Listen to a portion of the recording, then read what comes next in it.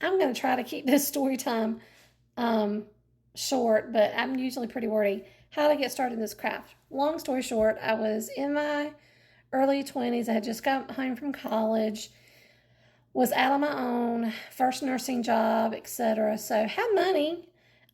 Was actually living with my oldest sister and her family, so I didn't have to be at home with my mom and dad.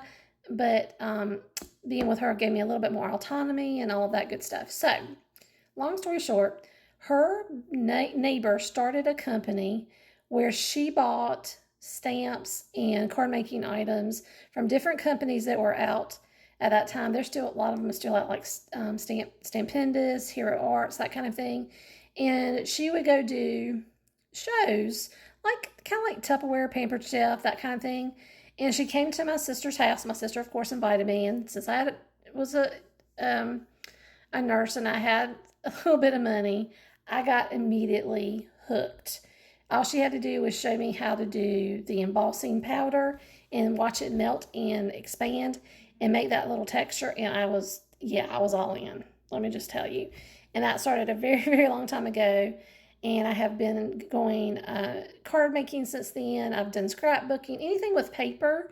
I tend to be the most intrigued about, and that's kind of what I do. So, not that I haven't done other crafts, because I have.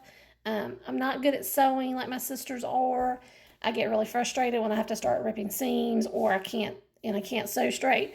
What I love about card making is, for me, is I have a paper cutter that cuts things straight for me. I like putting together nice, pretty things, and yeah, that's kind of my thing. And also, over the last few years, since they've come out with all the stitching dies, I've got to also bring in my cross stitching, which I used to love as well when I was younger, into card making, which is really cool as well. If you've never seen stitching on cards, it's really fun. Okay, thank you for the question. I hope that answered it, and I kept it down not too long. Have a great day, guys.